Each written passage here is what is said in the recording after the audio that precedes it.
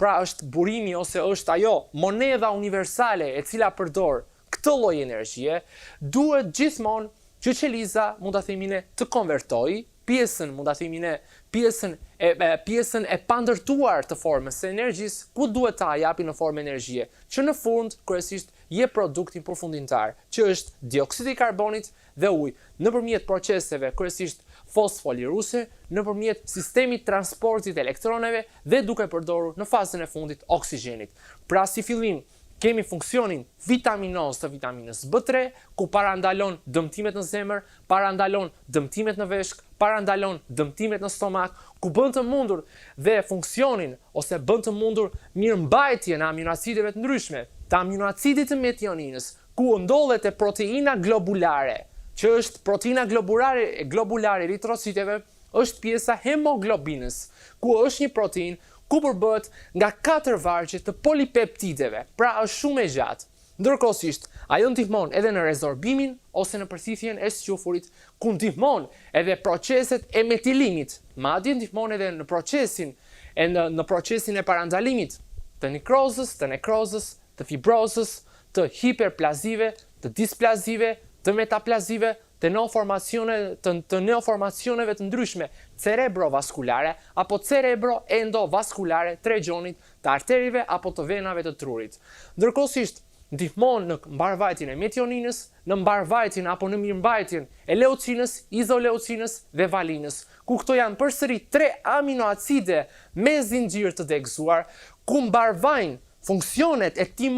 timozinës apo mbarvajnë apo mirëmbajnë funksionet e organeve limfoide ose organeve parenkimatose. Organet parenkimatoze janë ato organe të cilat përbëhen nga stroma dhe nga parenkima, si heparimëlçia, si lieni shpretka, pankreasi, ndërkohësisht edhe strukturat e nyjeve limfatike, ku ndihmojnë në drenimin ose në largimin e vatrave të rrezikshme patogjenisitare. Ndihmon kryesisht edhe në pjesën e triptofanit, ku niacina mund të konvertohet në triptofan, ku triptofani përsëri është një ndër aminoacidet më thelbësore, ku mund të ndihmojë ose mund të funksionojë dhe si një neurotransmetues nëpërmjet kryesisht triptamin hidroksilazave apo 5-triptamin hidroksilazave, ku mund të konvertohet në një prej katekolaminave të epinefrinës si dhe të norepinefrinës, pra në adrenalin si dhe në noradrenalin. Më pas, ndihmon dhe në sekretimin e acidit hidroklorik, mbron kryesisht stomakun apo mukozën e stomakut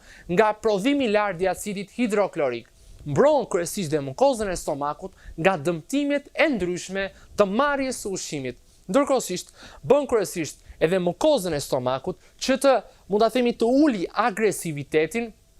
e vatrave të ndryshme patogjenisitare. Vim ndërkohësisht përsëri tek një aminoacid tjetër shumë i rëndësishëm. Vim tek aminoacidi argininës. Vetë aminoacidi argininës ndihmon kryesisht në funksionet apo në fazën e ornitinës. Aminoacidi argininës përsëri mbirëmbahet nga pjesa kofaktore apo nga pjesa, mund ta themi ne, enzimatike katalizatore e vitaminës B3, që është një TPN apo një DPN, trifosfato pirimidin dinukleotidi ose 2-fosfato pirimidin dinukleotidi. Pra, arginina ndihmon edhe në funksionet e arginazës në mërqi, ku ul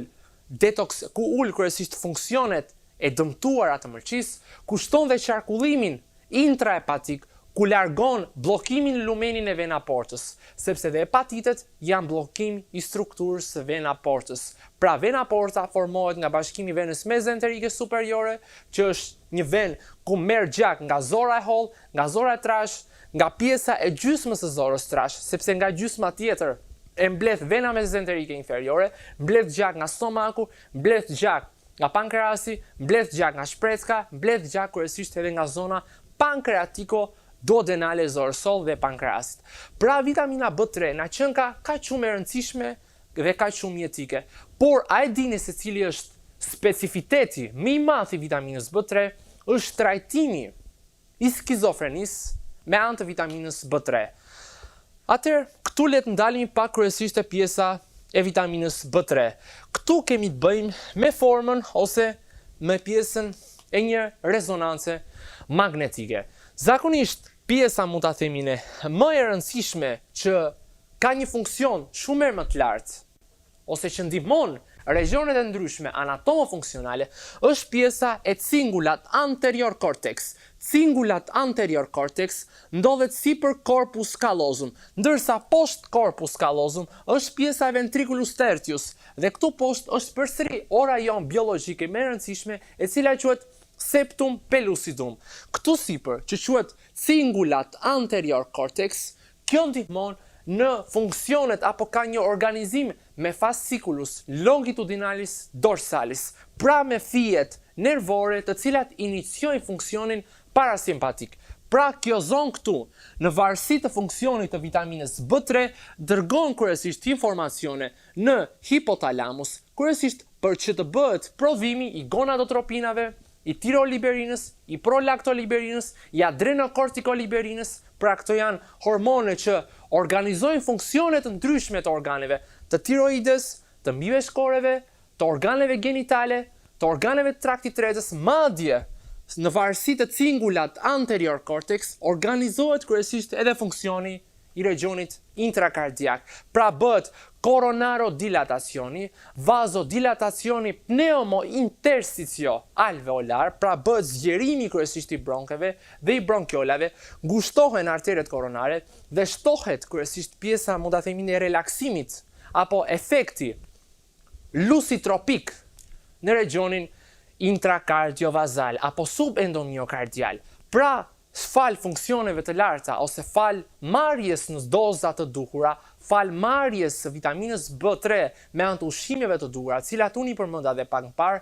rifreskohet funksioni cingulat anterior cortex, ndërsa në këtë region këtu është pjesa e regionit prefrontal ose regioni kryesisht superolateral, regioni kryesisht i gyrus frontalis superior, regioni gyrus frontalis medialis dhe regioni gyrus frontalis inferioris. Ndërsa kjo zona këtu është pjesa kryesisht parietale ose sulkusi post-central. Sulkusi post-central bën të mundshme zakonisht funksionin e sensivitetit ose funksionin e ndjeshmërisë së organeve të ndryshme. Por një ndër efikasitetet, një ndër rolet më të rëndësishme që shkakton vitamina B3, pra pjesa e acidit të pjesës akceptorëve hidrogjenor, sepse pjesa enzimatike ose pjesa e cila shërben si një akceptor i hidrogjenit, pra për kapjen e joneve të hidrogjenit, për kapjen e elektroneve, duke i dërguar në sistemin e transportit të elektroneve, kryesisht quhet, mund ta themi, dehidrogenaz, si laktato dehidrogenaza, malato dehidrogenaza, succinato dehidrogenaza.